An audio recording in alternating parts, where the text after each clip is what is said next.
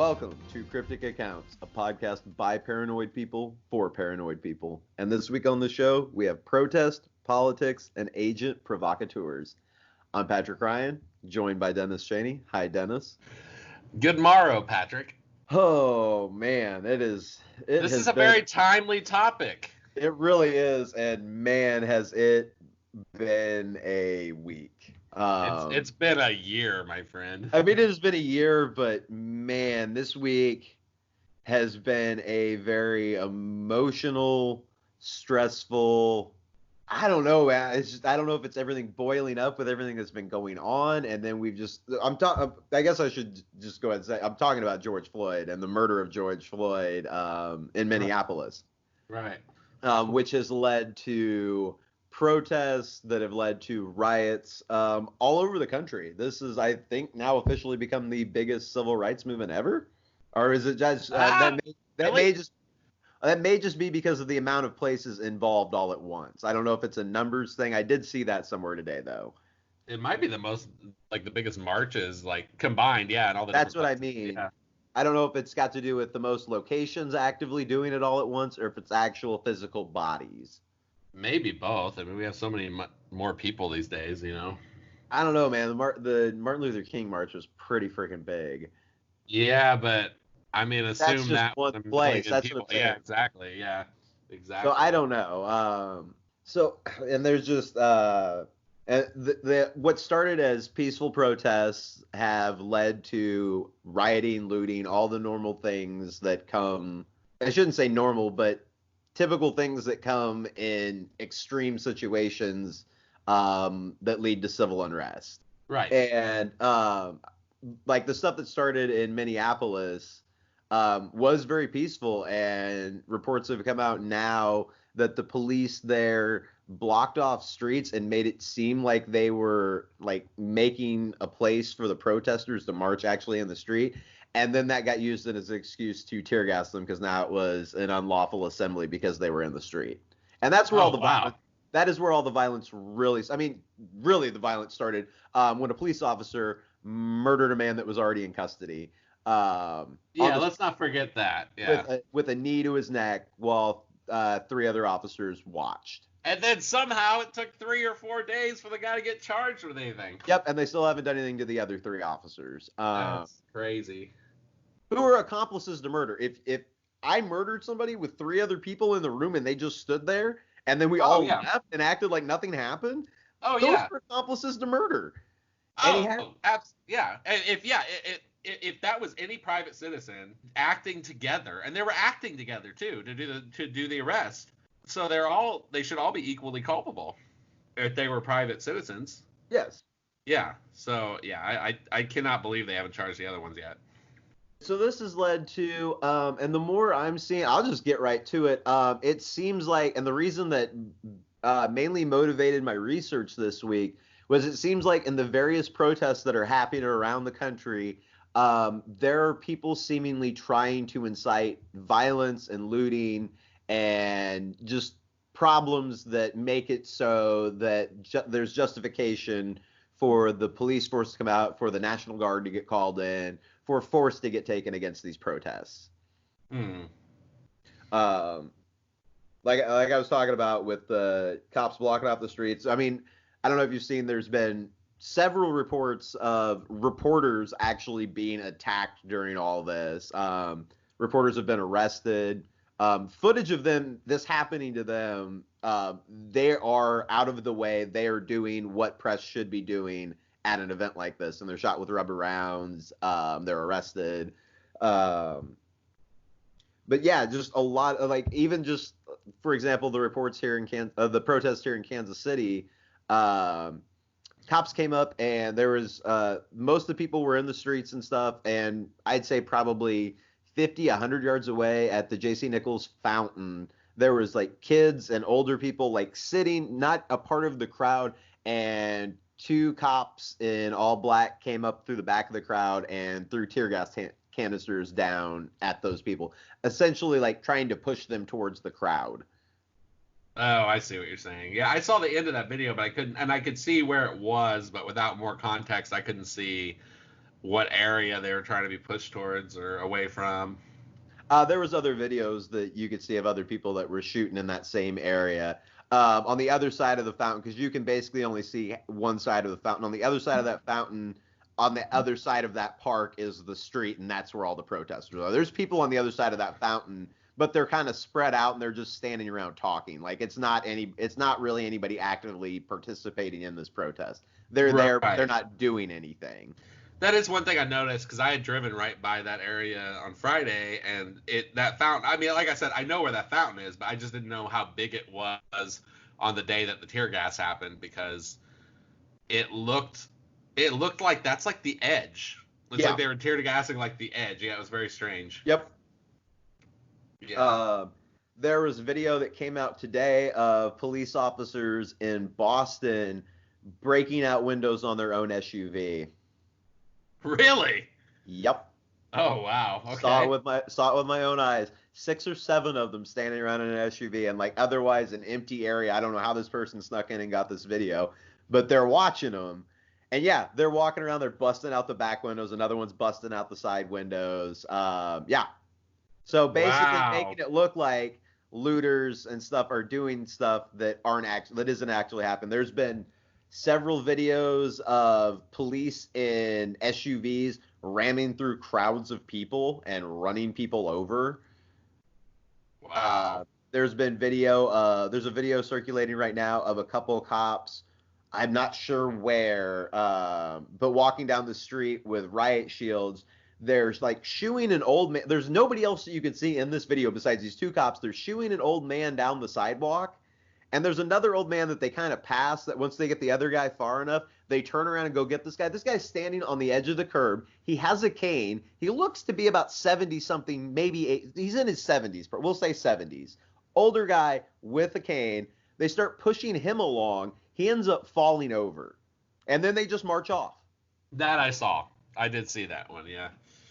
Um, Um, Unbelievable. What do you know about Window Man? Or not Window Man, Umbrella Man. Oh yeah, there was Umbrella Man in Minneapolis who was walking by an AutoZone. He's doing it in other places, but there's a video of him walking by an AutoZone with a hammer, just walking by nonchalantly, cracking out windows, and 2 protesters actually stop him and end up chasing him off. I believe he's the one that got identified as a St. Paul police officer. Man.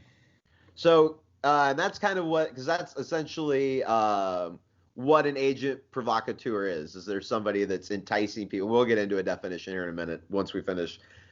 I got actual research, but with everything that's going on, I felt like I wanted to talk about this. This is something. Oh yeah, I think this is great research that you do, especially on such short notice with everything that's been going on this week. Just because I've gotten in so many arguments, because I'm basically, as a white man, the one thing I feel like I can do is speak up and be vocal about what's happening right now. Be as supportive as possible because it's time for all this to stop. Yeah, it's pretty nuts. And I don't know a single person, no matter where they fell on other issues or other controversies, who hasn't been like, yeah, this is murder, this is out of control. I don't blame a single person protesting. yeah, what I'm having a problem with right now is the argument that of things getting broken and whatnot as somehow being a bigger offense than these murders. Yeah, it's not a bigger offense. I don't know. People it feels like you have to pick a side these days. You know what I mean? Like, I'm definitely not pro anything being broken. I think those people should be arrested. But Well, and as we get into this episode, and I'm not going to say that it's all this, but I it's think just you're going to weird. find that in a lot of cases where things are peaceful and protests are going on like this and different kinds of assemblies are happening, there's people and groups who like to go around and incite violence to discredit whatever the movement is. Yes, sir. And there are bad actors. I believe it was in Boston. A fair majority of the people they arrested weren't even from Boston.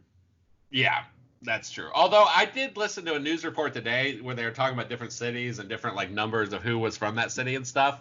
And for Kansas City, they defined Kansas City as 100 miles away. That sounds about right.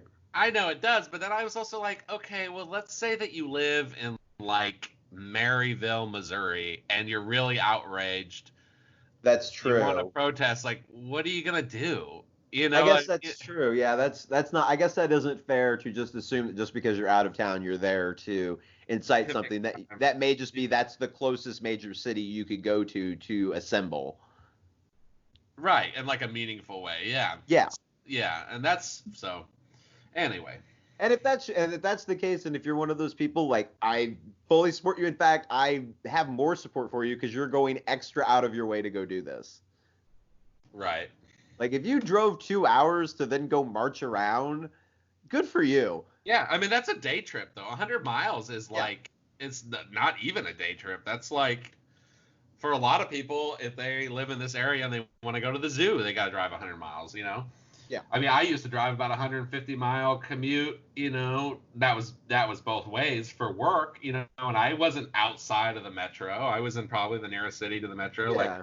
so I don't buy this whole. I feel like the out of town thing is another agent provocateur thing that they use to be like, well, Discredit. obviously if they're not here, they must be here for illegal purposes. And it's like, so a person's gonna drive 100 miles to steal a pair of Nike shoes, but you can't believe that they would drive 100 miles to protest like racial injustice. Like that just doesn't make any sense to me. Yeah.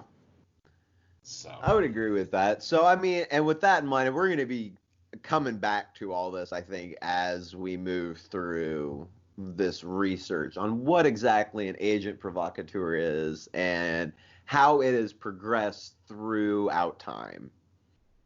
But yeah, there's just basically it seems like in a lot of cases. Okay, so I guess before we move on, I do want to talk a little bit more back to what was happening with tear gas in Kansas City. There was a photo that popped up. A reporter from KCTV5 here locally tweeted out a photo of cops, a handful of cops down on one knee, and said that, and put a caption with it that they were kneeling with protesters, and that the crowd started cheering. Um, if you find that, first of all, there's a ton of people that have commented on it, but we also, you and I both, Dennis, know several people that were at these protests and at that scene, and that is right. not what was happening. Those officers were kneeled down, putting on their tear gas, like full like gas masks, so that they could start throwing tear gas. I hate the media, man. I just, I believe it. Well, first of all, I haven't seen anyone like kneeling. I mean, I don't know. That's, yeah, I believe that. I There believe have that. been in defense. I forget what city it was in. There was a city that a bunch of cops knelt down with protesters. Um, oh gosh, I forget where the sheriff was. Yeah, I heard about the sheriff. I Head don't of the remember sheriff's where it department, the was. Yeah. sheriff. I forget what city it was, but got out and asked March. protest. He asked Yeah. protesters what they wanted him to do, and they said march with us, and he put his stuff down and he went and marched with them. And honestly, I guess to wrap up, not to wrap up, but I guess to pull together, that's the type of sentiment that we need right now. Right. Like that's how you're gonna pull this back together. Is you need these so-called good cops to step forward and be on the side of these protests and not defending these cops It anymore. just becomes so hard when things get so dirty. I mean, like you don't know who's doing what. But yeah, ideally when you can, yeah, that would be one of the solutions for sure. Well, if you don't want everybody to hate all of you, you guys are going to have to show that some of you are working against these large amount of bad apples. I know we like to say it's a few bad. I hear people say it's a few bad apples based on what's happened over the last, or we'll just say 50 years. Let's just go back 50 years. Um, and there's been a lot of bad apples. There's so many cops though. I mean, so many cops. I mean, there's a lot of bad apples, but there's just like an immense amount. I don't know if you realize how many cops there are. Like, it probably would be like one of the biggest standing armies in the world if you add it all up. I Well, mean, probably.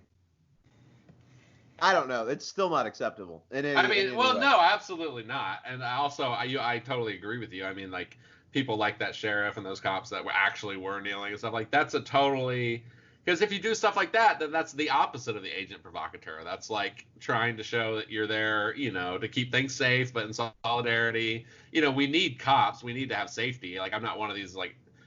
Well, and the thing is, like, just if it's not like this is where we're starting off as far as reaction goes in protest stuff. Oh, yeah, of course. People that want to argue like, well, they should be peaceful. Well, they tried peaceful. It's been tried. It's been tried over and over and over again. The only thing that works is the thing that upsets everybody, and that's what's upsetting. It upsets you that people that are oppressed have to resort to violence to get noticed, and you're upset that that's the only way that they can get noticed. Well, see, in that case, though, then aren't you arguing that the cops that cause the violence are helping the protesters? Well, no. I mean, I'm not sure if violence. I didn't see Martin Luther King like throwing a brick through something. Like, I don't think it's the only way.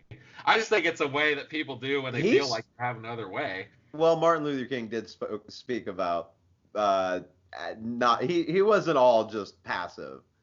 There's plenty of things he said that are more radical. Well, I'm sure, but I'm just saying, like, unviolent resistance, like, has been proven to work. I think people conflate, like, which is why the agent provocateur thing's so dangerous, because people conflate. What's the famous quote that is it like a riot is like the last? It's like the last. If you have nothing else to do, basically, it's like the cry of someone who has like nothing else to do. You know what I'm saying? I think we actually talked about this earlier this week. There's some famous quote where it's like, when there's no other alternative, basically this is what people resort to. Violence is the language of the oppressed? That's it. Yeah. Maybe that's a quote. Yeah. But I mean, like, you could read that in two different ways, because you could say, okay, well, that's the only way they have, but it's not necessarily the most effective way. You know what I mean? Like, it might just be the only way they feel like they have. But it might not necessarily work, But we're going to see. I just want to hear about these spooky agents as well. Yeah. I want to know about. Well, we can get right into this. I guess before we go any further, as always, all our source information is available at crypticaccounts.com under the Sources tab. So, okay. An agent provocateur, Dennis, which is French for inciting agent. It's a person who commits or acts to entice another person to commit an illegal or rash act or falsely implicate them in the partaking in an illegal act, so as to ruin the reputation or entice legal action against the target or a group they belong to. An agent provocateur may be a member of law enforcement agency, acting out of their own sense of duty or under orders. They may target any group, such as a peaceful protest or demonstration, a union, a political party, or a company. So that is, by large definition, what an agent provocateur is and what they seek to do. It's like a little mini false flag. Basically, yeah. And sometimes they're big false flags. Yeah. Sometimes they're full-on false flags.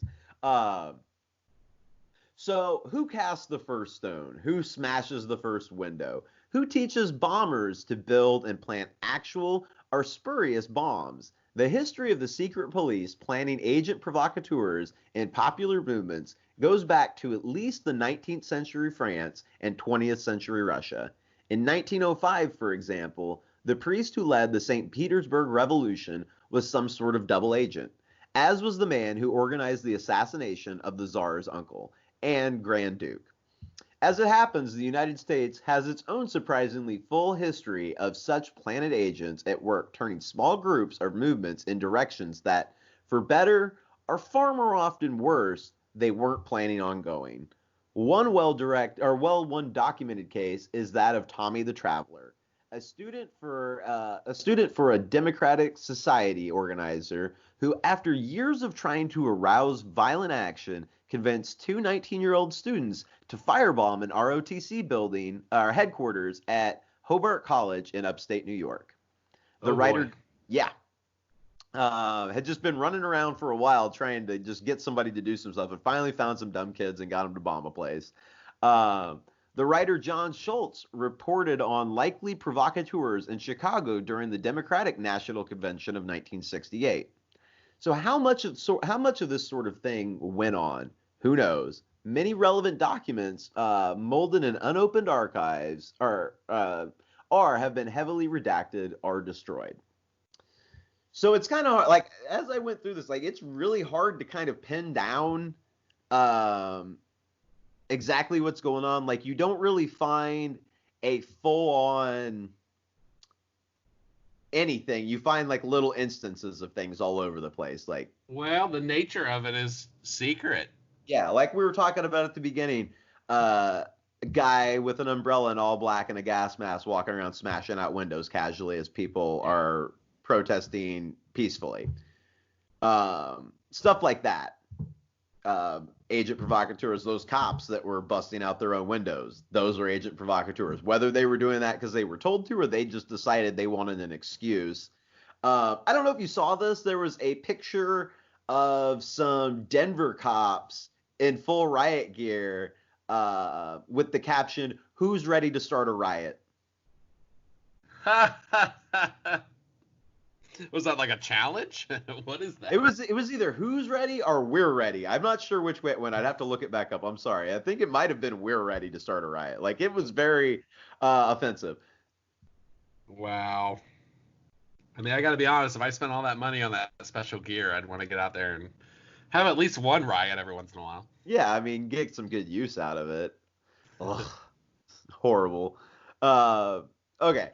So while the practice of agent provocateurs is worldwide anciently, modern undercover operations were scaled up in France by Eugene Francois Vidocq in the early 19th century and already included use of unlawful tactics against opponents. Later in the same century, the police targets included union activists who came to fear plain-clothed policemen.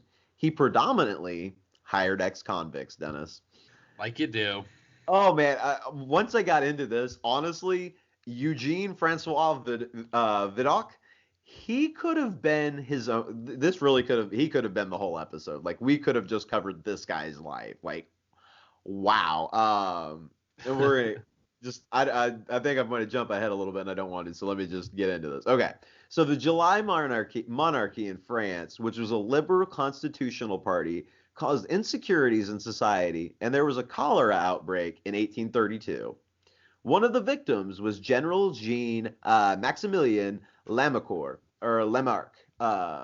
During his funeral on June 5th, 1832, a revolt erupted and the throne of citizen king Louis Philippe I was in danger.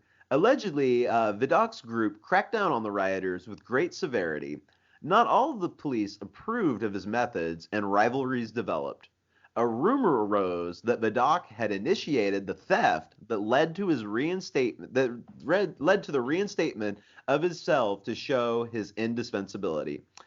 Oh yeah, he'd once gotten fired before, and charges were brought against him for various crimes. Not only then, but throughout his career. This is who this guy reincarnated as J. Edgar Hoover, basically. Well, wait. Okay, so before he even started as this like kind of like secret police in France, he was actually a criminal that changed his name and just kind of became a detective because you could do that in the 1830s or whatever. Simpler times. Like you could just say you were a different guy and just start a whole new career, and he did. And that's why he hired a whole bunch of convicts, because I'm assuming they were his buddies. Yeah. So he started off as a criminal that faked his identity and set up crimes, and then helped stop those crimes to make himself look like a really good detective.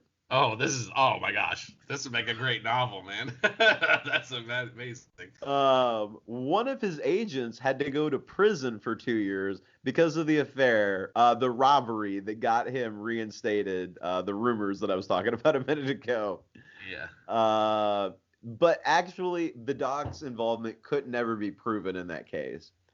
More and more defenders claimed that Vidocq and his agents were not credible as eyewitnesses, since most of them had criminal pasts themselves. But then in 1833, Vidocq founded Le Bureau des Risanamente, or Resenement. Sorry, I'm bad at French. It's the Office of Information, though. A company that was a mixture of a detective agency and a private police force. It is considered to be the first known detective agency. Oh, wow. Once again, predominantly hiring ex-convicts. He's like this cracked out, like Sherlock Holmes. Basically. But the thing is, Who's like solving his own crimes. well, that's basically what his guys did is they all hung out in like the criminal elements of town. They would set up robberies and stuff with people, and then they would tell Vidocq, and then him and the secret police would then arrest these people as they were leaving robberies. Wow. And that was how he got his information because he had people helping to plan the robbery. He must have been really fun to hang out with because I'm not sure if I'd let myself be arrested so that you could be a super duper detective. Well, I think they got out of jail. I don't think his guys ended up like going to jail. Like the police knew that they were in on it. Like that was the setup. Like his guys probably got away somehow. Oh, I see. Like they just set up other people. Oh, I see. Or got other people to commit crimes, and then they would be there when the crimes happened. I gotcha. Like they would tell somebody about like a good score at a place to rob. Those people would rob it. Yeah, and then Vidocq and his guys would be there waiting to arrest them. So from 1837, Vidocq quarreled constantly with official police because of his activities and his questionable relations with various government agencies, such as the War Department. On November 28, 1837, the police executed a search and seizure warrant and confiscated over 3,500 files and documents. So the police executed a search warrant on the head of the secret police. Right. In France. So a few days later, Vidocq was arrested and spent Christmas and New Year's in jail. He was charged with 3 crimes, namely the acquisition of money by deception, corruption of civil servants, and the pretension of public functions. In February 1838, after numerous witnesses had testified, the judge dismissed all 3 charges, Dennis. Oh, very interesting. He must have been innocent. Yes, Vidocq was free again. Obviously, he was innocent again. Didn't have anything to do with those government ties that he had. With the War Department. Yeah. Vidocq increasingly became the subject of literature and public discussion. Balzac wrote several novels and plays that contained characters modeled after Vidocq. So the agency flourished, but Vidocq continued to make enemies, some of them powerful. On August 17, 1842, on behalf of police prefect Gabriel Delazert, 75 police officers, Dennis, 75 police officers stormed Vidocq's office building and arrested him and one of his agents. 75 policemen showed up to arrest 2 guys. This time, the case seemed to be clear. In an investigation of defalcation, he had made an illegal arrest and had demanded a bill of exchange for the embezzled money from the arrested fraudster. For the next few months, 67-year-old Vidocq was remanded into custody. On May 3rd, 1843, the first hearing finally took place before Judge Michael Bourbeau, a close friend of Delazert. During the trial, Vidocq had to give testimony about many other cases, among them the kidnapping of several women who he had allegedly delivered to monasteries against their will at the behest of their families. This guy got around, man. You got some dirt done in France in the 1830s to like 50s. Dirty Vidocq. Pretty much. Also, his activities as a moneylender and possible benefits from it were examined. Finally, he was sentenced to 5 years imprisonment and a fine of 3,000 francs. Vidocq immediately appealed, and through the intervention of political friends like Count Gabriel de Bernay and the Attorney General, Franck Carré, he quickly got a new trial, this time with the chief judge of the Court Royale. The hearing on July 22nd, 1843, took a matter of minutes, Dennis, and after 11 months in holding, Vidocq was free again. Oh, man, it helps to know a count. No kidding. I need to make more friends with counts. Obviously, we need to meet more counts. We need to be looking for that right now. Imagine how many like mistresses he like carried away to monasteries for these people. That's probably how he got all his how he got all his favors. No kidding. He'd be like, you know He what? You knock someone up, they're going to the monastery. Don't he'd worry about it. obviously, yeah, done some dirt, gone to protests, and for who knows, incited all sorts of things for all sorts of different levels of government at this point that he can pull these kind of favors with judges and whatnot. Right. But the harm was done, however. The lawsuit had been very expensive and his reputation was damaged. Business at the agency suffered. Moreover, De Lizert tried to get him expelled from the city for being a former criminal. Although the attempt failed, Vidocq increasingly considered selling his agency, but he could not find a qualified and reputable buyer. Well, qualified and reputable is kind of an oxymoron when it comes to this business. Well, I was going to say that's not really who you're looking for this business. Like, you need, yeah. If you're qualified to do Vidocq's job, you're probably not very reputable. Yeah. But don't think that France has got all this going on. Here in the U.S., from John Adams' Aliens and Seditions Acts to the Cold War and Joseph McCarthy, civil liberties and national security have had a delicate and troubled relationship in American history.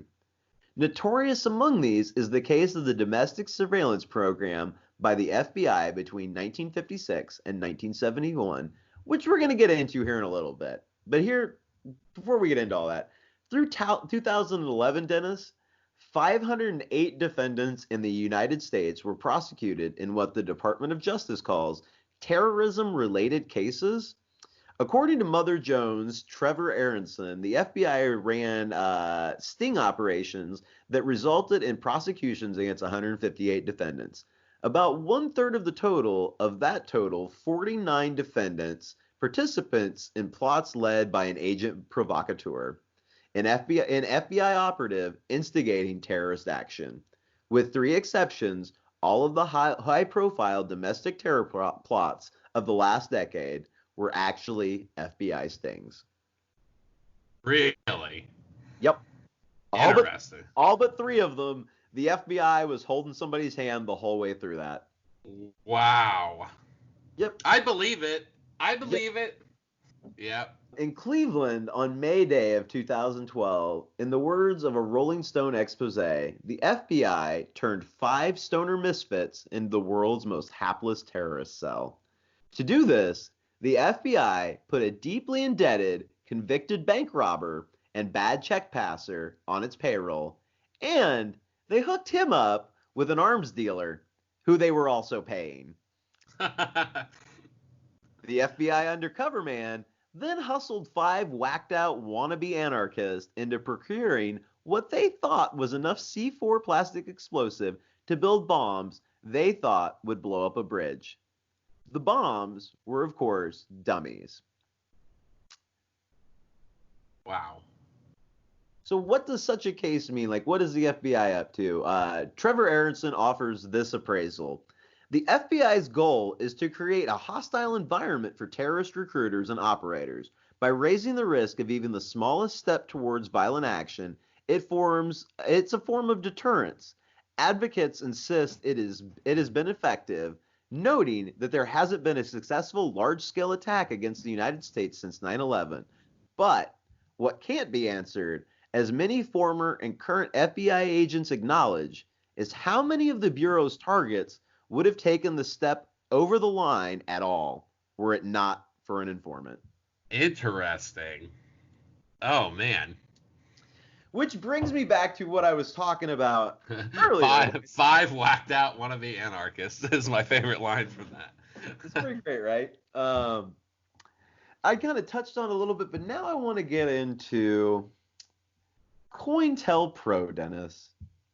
It's a secret FBI program designed to monitor and neutralize domestic groups deemed by the FBI to be dangerous to national security. Such groups included anti-war groups and civil rights groups and individuals like Martin Luther King Jr. and even Eleanor Roosevelt.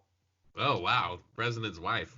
Yes. So this is back in the 50s. This is what I was talking about, the group that the FBI was running from the 50s to the 70s. COINTELPRO, which stands for Counterintelligence Program, which was a secret FBI program designed to monitor and neutralize domestic groups deemed by the FBI to be a danger to national security.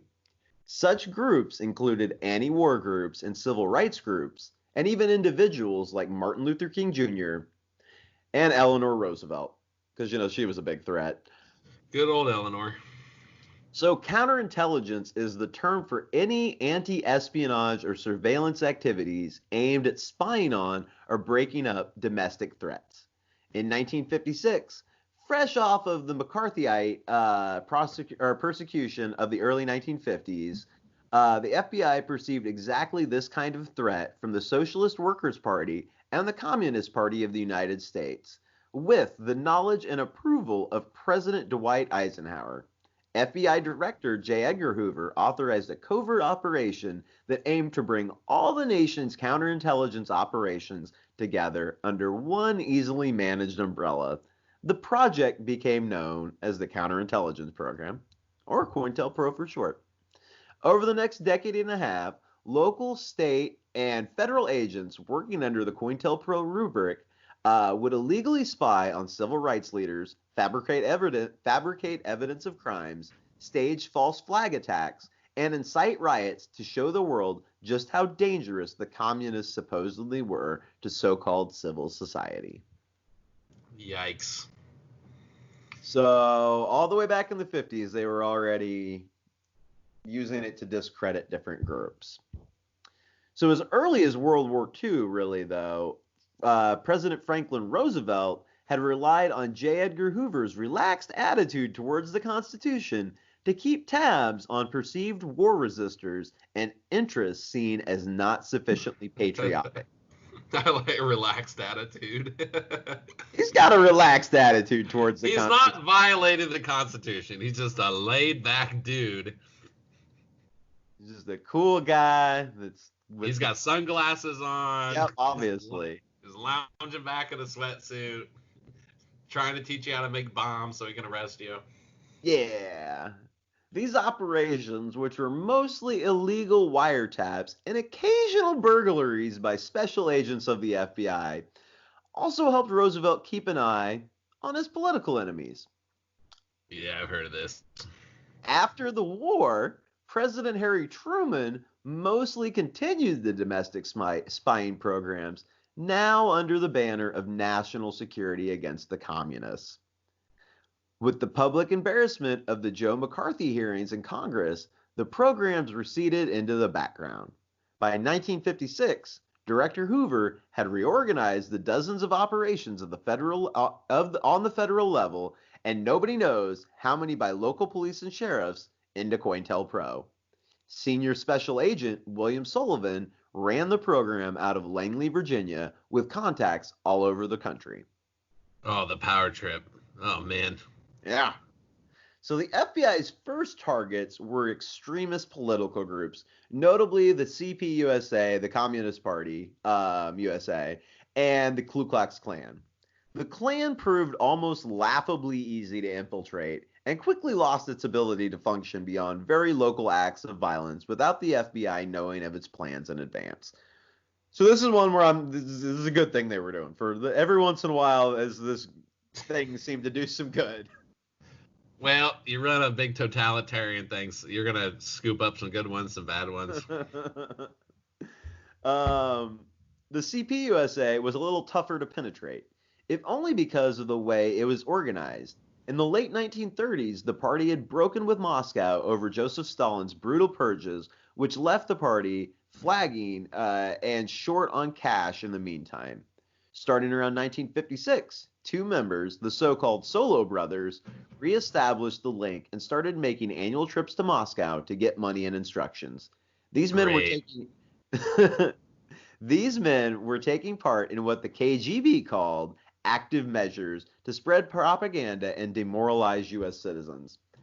Here's the thing, though. The Solo Brothers, they were double agents working for the FBI.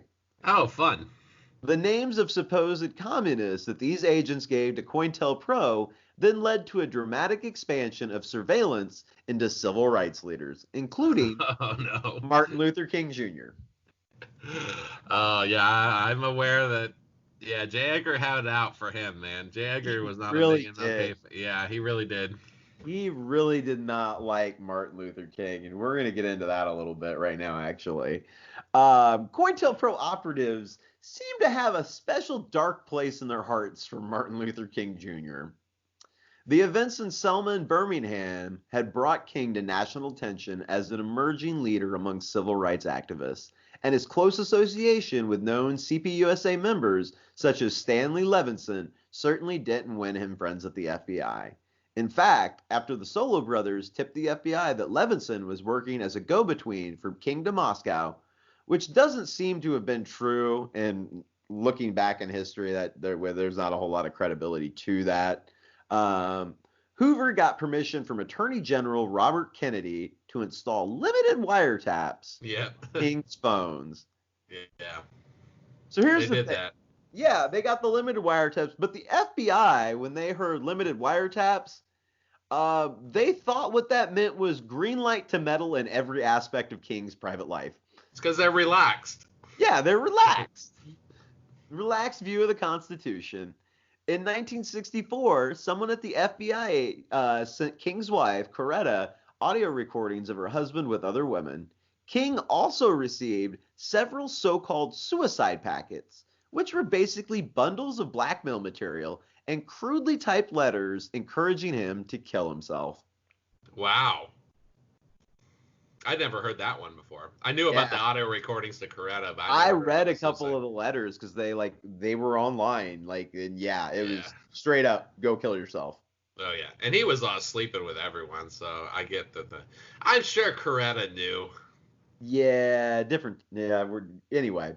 The FBI, and in particular Director Hoover and COINTELPRO Chief Sullivan, hated King so much that even a year after his assassination, they were still releasing material aimed at discrediting him and went so far as to officially oppose efforts to commemorate King with public monuments and a holiday. It's like even after he's dead, they can't let go. No, they don't Uh, want people talking about him anymore. Like they didn't want the change that what he did was bringing. well, they don't want any change. When you Yeah. have power like that, Well, yeah. you want everything to stay exactly the same, however it is. Yep. So the FBI expanded its COINTELPRO activities in the 1960s. Eventually, its methods coalesced into four stages. The four stages of COINTELPRO are infiltration. FBI agents and local police routinely sent undercover agents to join progressive, left-wing, and anti-war groups. Once embedded, agents reported on the group's activities and intentions, dossiers were developed on group members, and agents acted as agent provocateurs, always urging group members to be and act more extreme. When word got around that the FBI had planted its people in activist groups, even this was turned to account. Infiltrators accused sincere members of being spies, sowing confusion and discouraging sympathetic members of the public from joining. So it kind of gets out that they're doing this, and so the agents in response then start accusing other people within the organization to kind of cover themselves up. Right. So that was the plan. I love like early intelligence community stuff. It's just a total cluster. It's just everyone doing whatever they want and pointing fingers and Yeah. It was Right. So their second method is psyops, and that's within the targeted group. Infiltrators spread rumors and forge documents to implicate targeted subjects in shady activities. So, say you got a leader in a group, and you would like him to have written maybe some hateful things, but he hasn't done that. You just Well, do it for them. you just write up your own and then sign his name to it, and then just leave it laying somewhere. Or, you just start telling other members of the group stuff you heard about so and so. Agents would sometimes draft public statements alleging to be from the group that were so extreme as to discredit the group and its goals. In a practice known as bad jacketing, agents inside the Black Panther Party spread suspicion that senior members were embezzling funds and plotting to kill one another. Okay, how did the FBI in the 60s, how many black FBI agents were there willing to do this? There was obviously a few. Yeah, okay. That makes sense, though. I mean, the Black Panthers are pretty socialist. So I could see somebody. I could see that. I could see it. A member of the black community that isn't happy about the socialist group. Yeah, pretty much. Yeah, there you go. Fearing the emergence of a black messiah, Hoover directed Agent. Sorry. that is how it was described, though. J. Edgar Hoover was out of his mind. Okay. So he must have said that a lot, because everything I read used that term in quotations, like he said that or something. One of my favorite movies is that J. Edgar Hoover movie, though, with Leonardo DiCaprio. He was an amazing man. He was nuts, but he did do. I mean, sometimes you just have to respect how much someone did.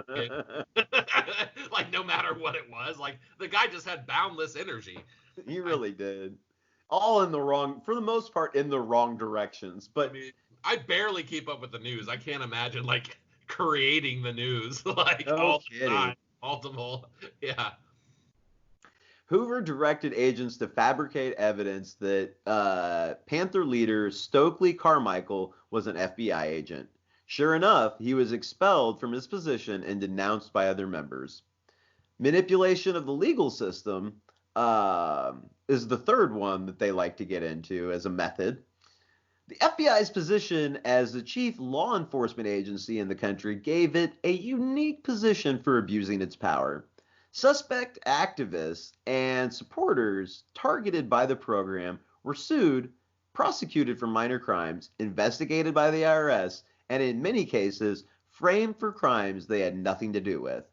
Agents and police officers working with COINTELPRO faked evidence and committed perjury to ensure bogus convictions of activists.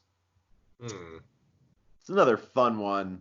If you're looking to twist things around, just manipulate the legal system a little bit. It's just like the Mockingbird, Operation Mockingbird one we did. Like, if you think they were doing this then, like, what makes you think they're not still doing this? Like, yeah, this is going to lead to some overlap. When was the magical time when they once again were like, whoops? We can go and talk about it a little bit now. Once again, one of our previous episodes is going to run over this episode a little bit, and I did not plan for that to happen. But yes, go listen to I think it's the third episode, maybe? I think so. Fourth episode. Operation Mockingbird is the title of it. You'll see in a minute. So violence is their fourth method. Let's get through all the methods first. Violence is the fourth method. Occasionally, at first, and increasingly as time went on, COINTELPRO agents used violence on activists they couldn't discredit or prosecute. This was mostly the preserve of local police, and they could get pretty brutal. 1 in 6 members of a rioting crowd at the 1968 Chicago Democratic Convention, for example, were later determined to have been either military members, FBI agents, or Chicago police informants or officers. Oh, wow. 1 in 6. 1 in 6? Yep. That's enough to start a riot. Yep. That would definitely be enough to start a riot, wouldn't it? I mean, yeah, for sure. If you're in a group of 100 people and, I don't know, 18 start going, I mean, you're going to get other people who were kind of on the edge. Like, yeah, that's nuts. That's nuts. In 1969, the Cook County State's Attorney, Edward Hanrahan, organized a police raid on the residence of Black Panther Fred Hampton. The 21-year-old Hampton had been very critical of Hanrahan in the past, and the Chicago police came out to repay the favor. Hampton was riddled with bullets while lying in bed. After waking up to the gunfire, he dragged himself onto the floor, where a police officer shot him twice in the head. Whoa. The later inquest found that the shooting was a justified use of force. Oh my God, I'd never heard of that. Yeah, that's part of the problem. Wow. 51 years ago, Dennis. 51 years ago. And I can't figure out why people are upset in the street right now. I don't know Why? I don't understand what's going on. Because this is obviously a new issue that we're dealing with that they should be able to handle calmly. One of the reasons programs like COINTELPRO last as long as it does is that it's largely indifferent to politics. An FBI that's willing to forge documents and to burglarize psychologists' offices for blackmail material can't be choosy in how it uses this power. And as a result, both Democratic and Republican presidents found the program immensely useful whenever they needed dirt on their rivals. Mm-hmm. Eisenhower, for example, authorized spying on Eleanor Roosevelt and the Supreme Court Justice William O. Douglas. Kennedy spied on congressional staffers and a law firm. Johnson ran frequent name checks on Barry Goldwater's staff. Richard Nixon acted like Richard Nixon and pretty much spied on everybody, as most of us know, including members of the Supreme Court and TV journalist Marvin Kalb, whom Nixon bizarrely decided was a Romanian agent. Kalb got an IRS audit every year that Nixon was in power. Oh, yeah. COINTELPRO was pretty equal in seeking out enemies on the left and the right. So-called New Left movements were targeted for surveillance, a campaign culminating in the prosecution of Abbie Hoffman and the Chicago Seven. All civil rights organizations were targeted, as were the KKK, the National Lawyers Guild, and the Puerto Rican separatists. Irish and Cuban nationalists were infiltrated and harassed, along with feminists, black nationalists, and the American Indian movement. What is the American Indian movement? They'd be like tribes? Yeah. Okay. Well, especially you got to keep in mind this is 50s, 60s, early 70s, which is when there was a lot of tribal rights stuff going on. There was all kinds of there's been a lot of stuff going on. We had still not been treating them very good. We were treating them especially bad then. Yeah. So between 1956 and 1971, if somebody had an opinion or a job in politics, the FBI felt completely justified in crawling through that person's window and, just reading their mail. Right. Whatever. Just whatever we need to do to check in on you. Now, COINTELPRO's reign of terror ended pretty much as ridiculously as it began.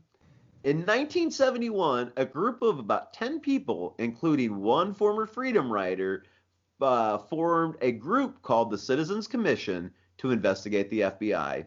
Fighting fire with fire, this group broke into a two-man FBI field office in Media, Pennsylvania, and stole hundreds of documents.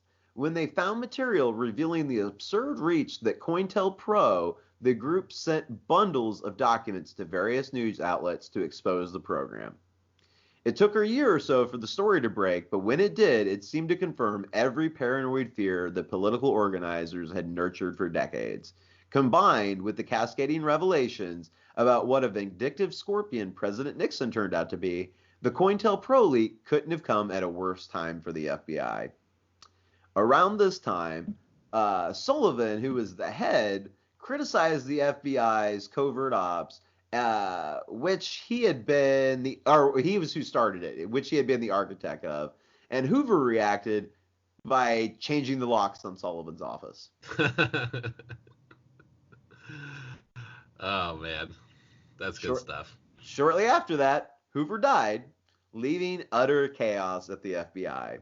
Then Watergate happened, and a very difficult decade of political upheaval. Congress started asking the embarrassing questions it arguably should have been asking for 20 years earlier.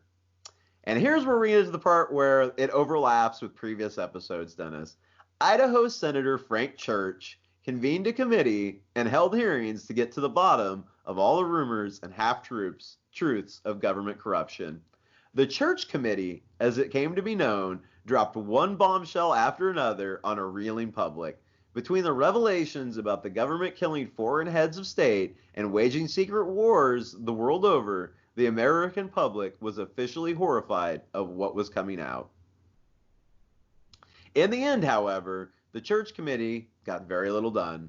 The specific covert programs all shut down, but there's very little protection in place to prevent another COINTELPRO from shaping up really at any time. Say this time against terrorists, as we actually have going on now.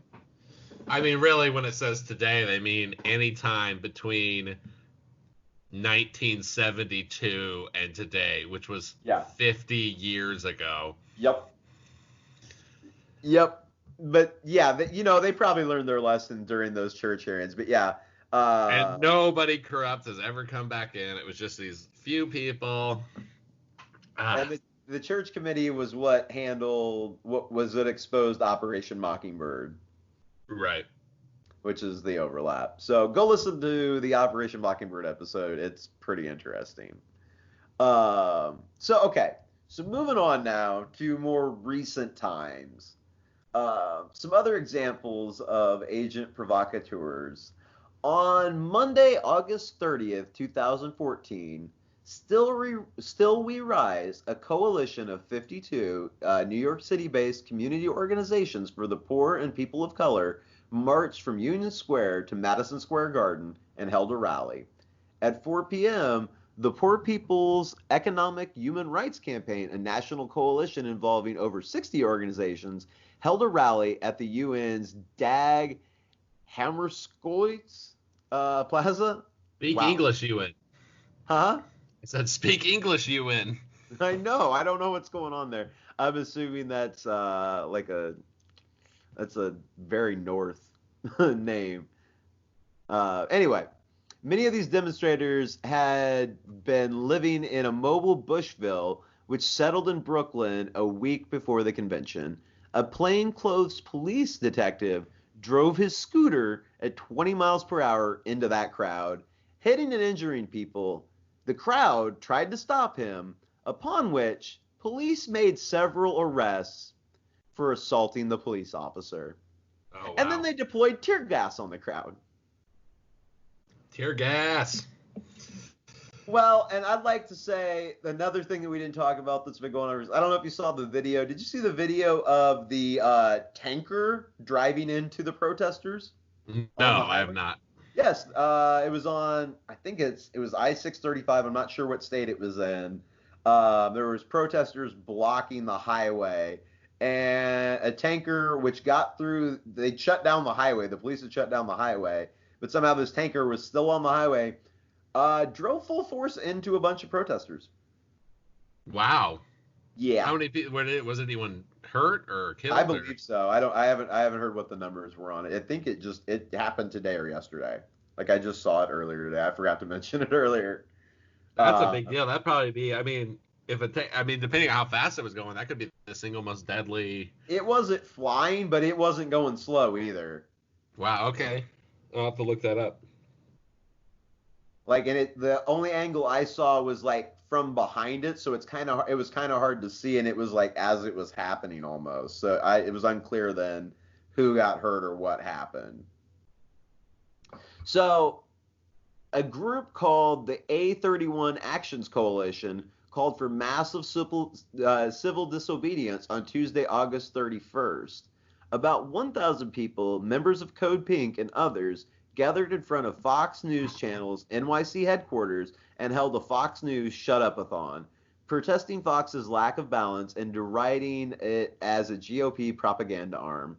Protesters from the War Resisters League were arrested en masse just as they began their march from the World Trade Center up to the Republican National Convention.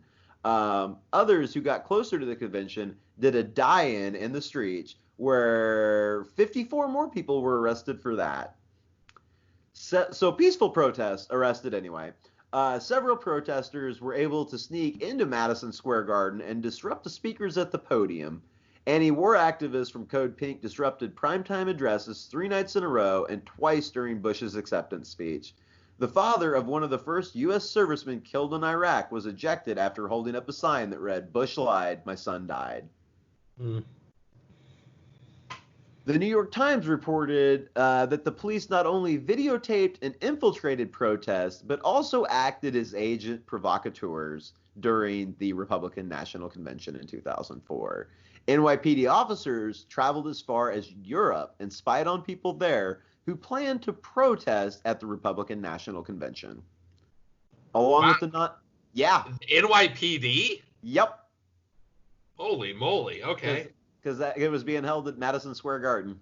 Right. I never thought about cops doing international work like that. Well, Okay. I'm assuming some guys wanted a vacation. Yeah.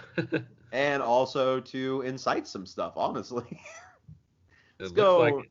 Let's go whip up these liberals into doing some crazy stuff at the Republican National Convention so we can tear gas them. Man. Tear gas and arrest them. So along with nonviolent protesters, police swept up innocent bystanders in mass arrests who were required to show IDs or face arrest without charges. Police created what one lawyer described as the city's own little Guantanamo on the Hudson. The three-story block-long Pier 57, that the city converted into a temporary prison was overcrowded, dirty, and contaminated, and unfit for detention of human beings. The city reportedly refused to release the prisoners until a judge threatened to fine it for every extra hour every prisoner would be held in prison. Wow. Victims of the arrest filed lawsuits against the city of New York, and it was determined from video evidence that the charges of resisting arrest in most of the cases were completely fabricated. There was huge lawsuits. The city of New York paid out tons of money to a whole bunch of different people that went through this. Dang, New York. Events surrounding the RNC convention galvanized the broad opposition to the Bush agenda, but the movement for the Democrat John Kerry didn't succeed. The day after Bush was reelected, the veracity of the vote in critical swing state of Ohio, which is still highly suspect, thousands of sad-faced Americans posted their pictures on the internet with signs announcing to the world, "We tried, I'm sorry." And man, I don't know what we do to apologize now. American high-tech surveillance is not the only kind around, Dennis, as we're kind of figuring out. There's also the lower kind of tech, the up-close and personal kind, that involves informers and sometimes government-instigated violence. That's the fun kind. That is the fun kind.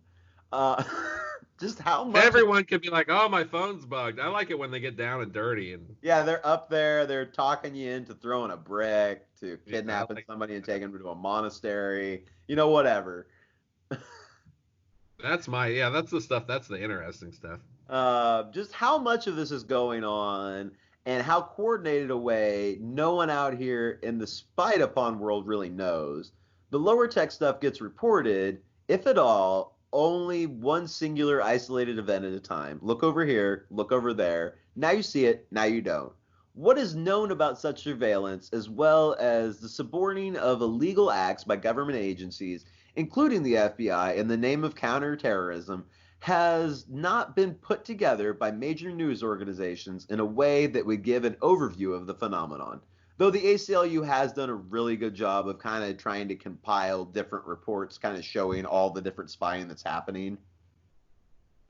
Then there was the stop to the SPP protest in Montebello, Quebec in 2007.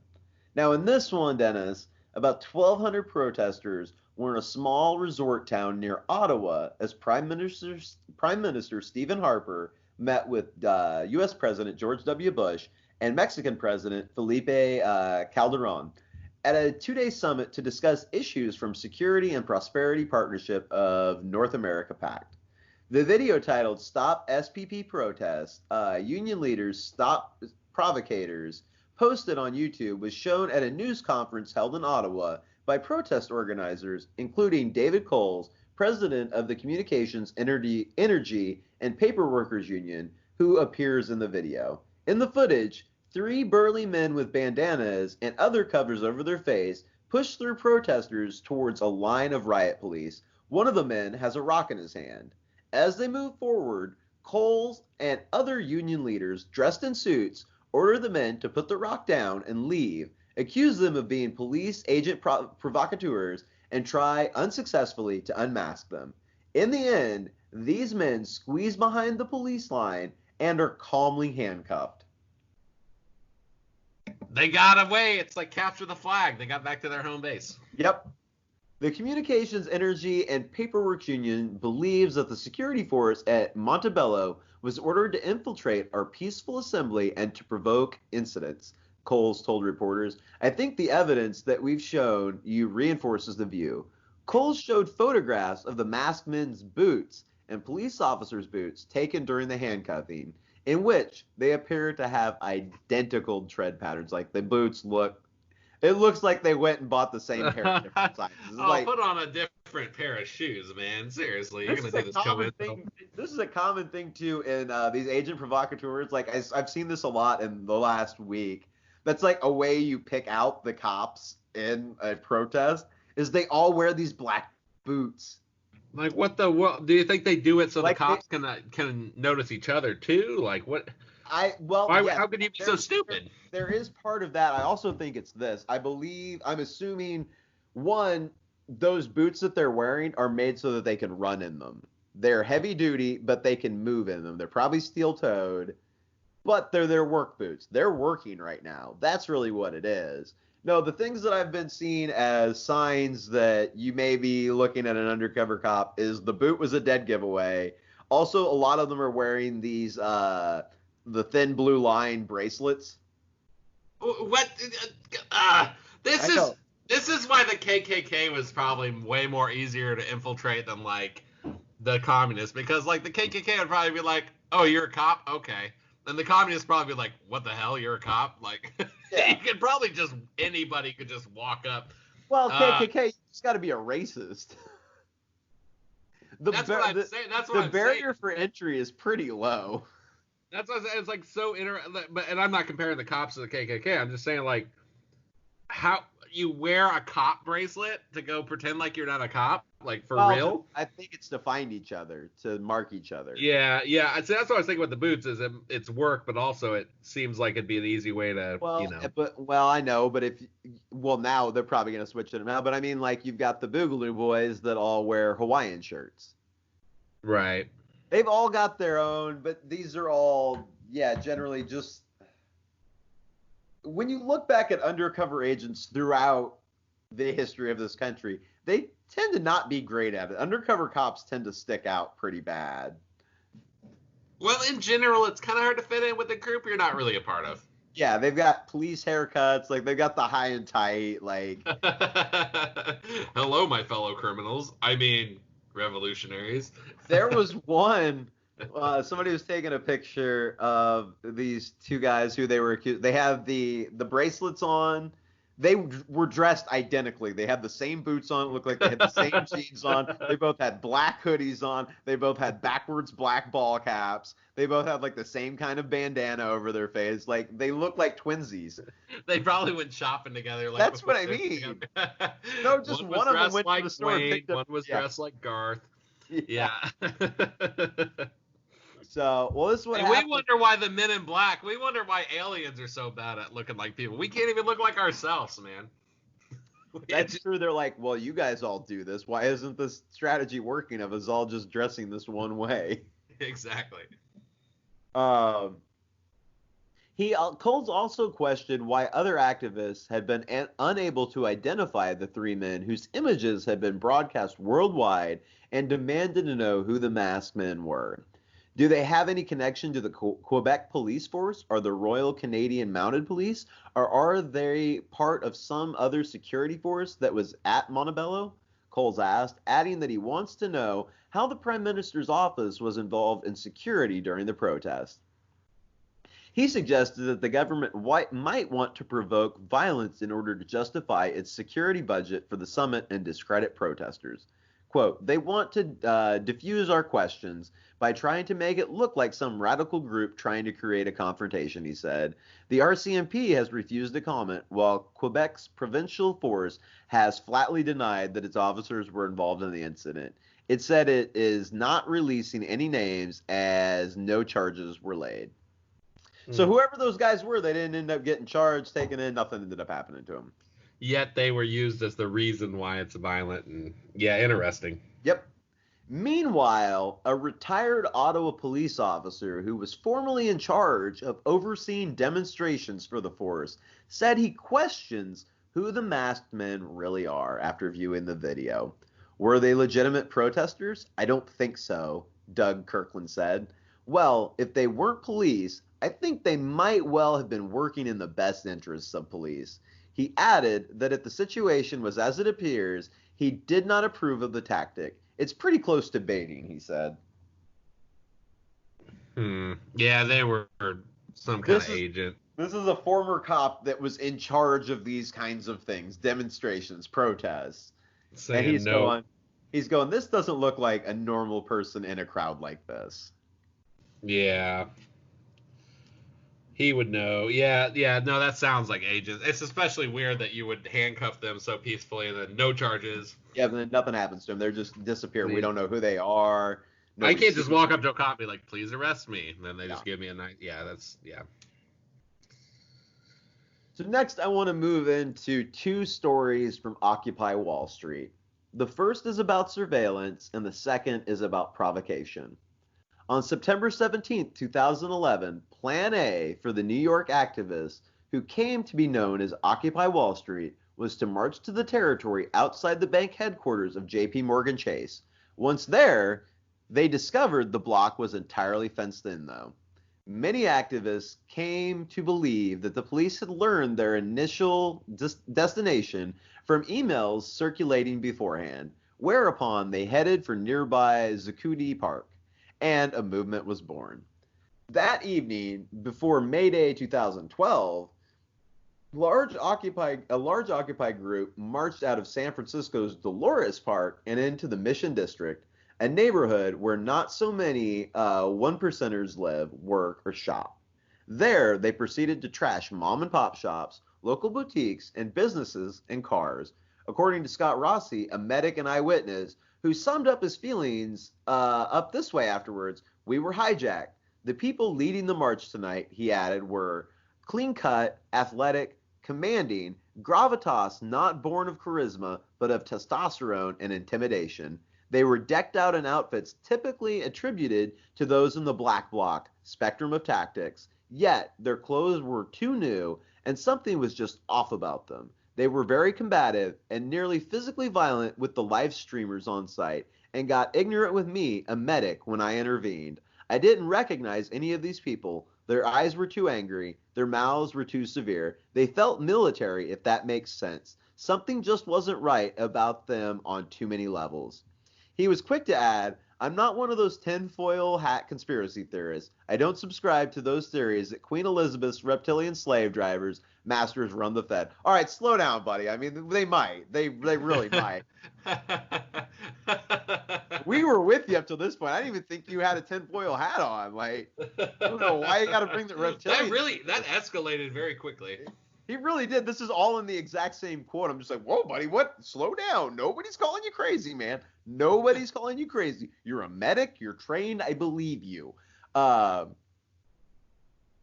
he goes on to say, I've read up on agent provocateurs and plants and that sort of thing, and I have to say, without a doubt, I believe 100% that the people that started tonight's events in the mission were exactly that.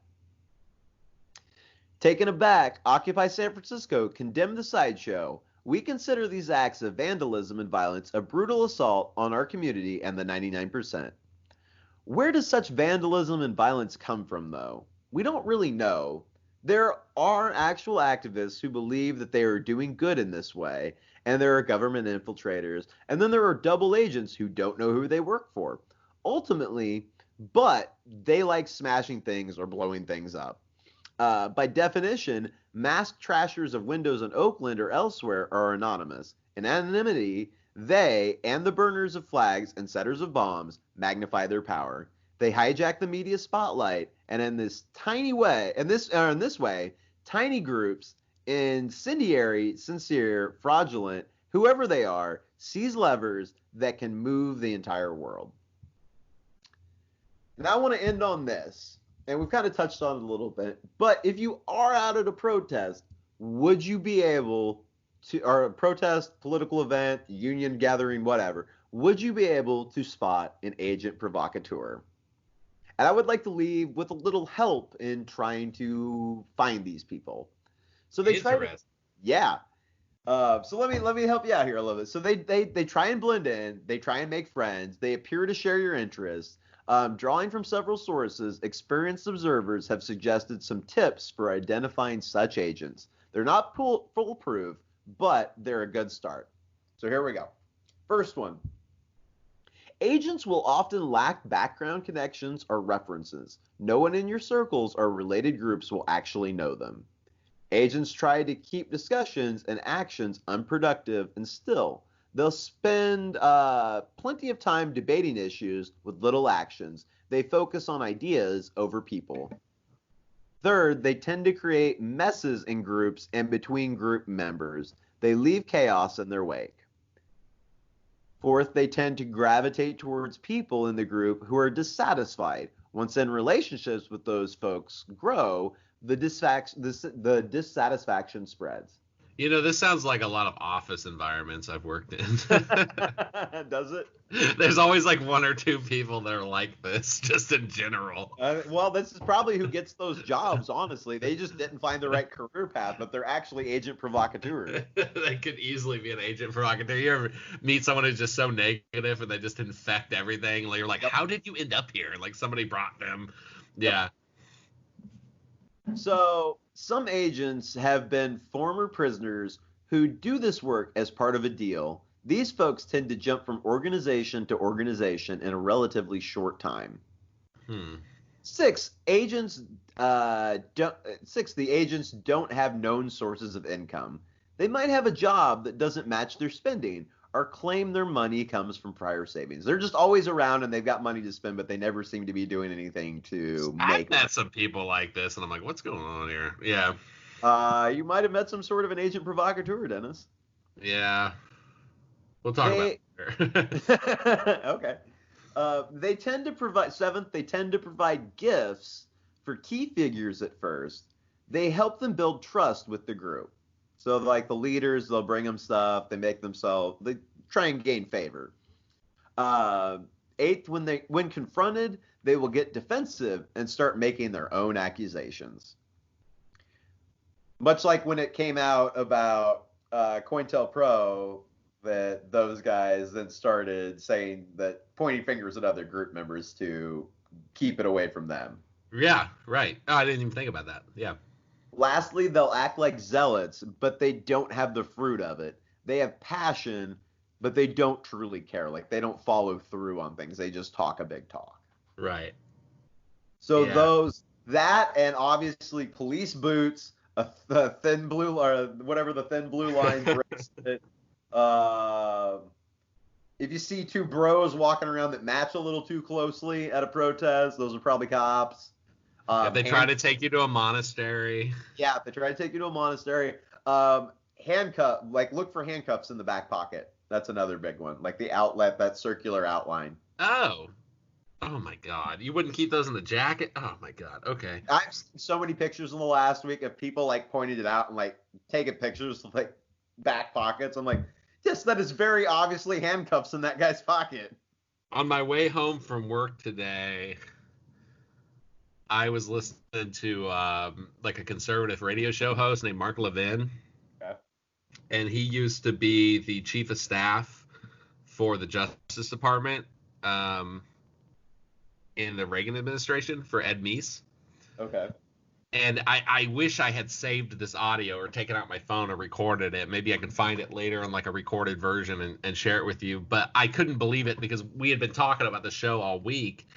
And then so he worked for the Justice Department, and he said, okay, well, he came off a commercial break, and he said, it's maybe been 30 years since I worked for the Justice Department, but I have something to say to all these people out here rioting. He's like, I guarantee you you're infiltrated. I guarantee you they know who most of you are. And he was just laying this out on live radio as a radio host who had experience with the stuff in the 80s. Ed Meese was during Reagan. And I wish I had prepped that or found that prior. But I mean, I literally found this driving home to record this episode. Well, if you can find it, we can link it and put it up on the Facebook page and on the website. Or throw it in at the end of this episode or something. All right, yeah. Yeah, but I'll look for it when we get off, because it was really eerie the way that it matched up with everything we've been talking about all week. And this guy, I mean, he worked directly with Ed Meese, who was the Attorney General for Ronald Reagan. And he was just like, I know how it was back then, and I'm telling you right now, we know who most of you are. Like, some of you are not going to get caught, some of you will. Like, it was pretty creepy. Yeah, that is creepy. Ooh. All right. Well, do you have any final thoughts over Agent Provocateurs? Well, I'm definitely going to stop trusting people in boots. Yeah, obviously don't trust people in black boots. No, this is nuts. I mean, again, like everything else we do, most conspiracy stuff, really, when you think about it, UFOs, government programs, all the stuff gets released years later. Yeah. So this, and I have heard of most of what you researched this week.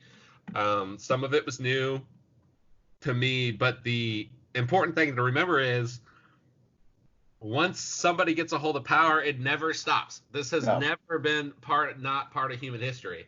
So this is going on right now. I mean, people like to pretend like, oh, that was just during that era or that era, but no, it's happening today. Yes. So is racism. So is a lot of other stuff that we think ended a long time ago. So, stuff does change. I do believe things are getting better in some ways, getting worse in other ways, but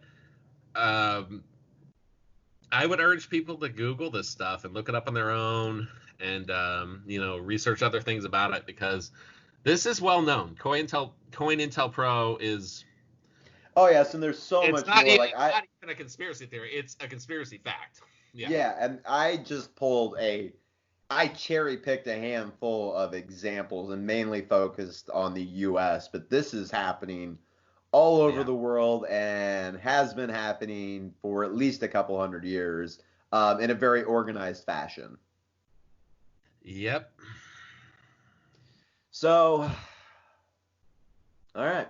Good job, Pat. I hope I upset you. I hope I upset you this week, Dennis. I mean, you know what? You would if I hadn't heard of it. You made me more cold at heart. Yeah, good. So, yeah. Well, thank you all so much for listening. We'll be back next week. It'll be Dennis's week. I'll see what kind of stuff he's got to bring us. And if you're out protesting, stay safe. Wear a mask. Wear a mask. Go with a buddy. Have a plan. Take milk with you in case you get tear gas. Dump that in your face. You don't want to dump water in your face. It makes it worse. Cover your face. Cover your tattoos. Don't drive your car and show your license plate in areas. Just do basic things that wouldn't make you identifiable. And good luck. Stay safe. Do it peacefully and in a way that they can't deny. And if they start doing stuff, then I guess that's the way it's going to go. Get your cell phone out. Yes, get your cell phone out and Facebook Live, man. I have a phone with no memory in it. Facebook Live doesn't take any memory. Take it out. Take that video. Yeah, take the video of whatever these agents may be doing to turn these peaceful protests for a real change into something that can be dismissed as hostile and that force can be used against to suppress it. So yeah, let's make this one count and let's all be doing everything we can and be watching out for each other. So thank you all so much and we will be back next week. Peace out, Pat. Bye, Dennis.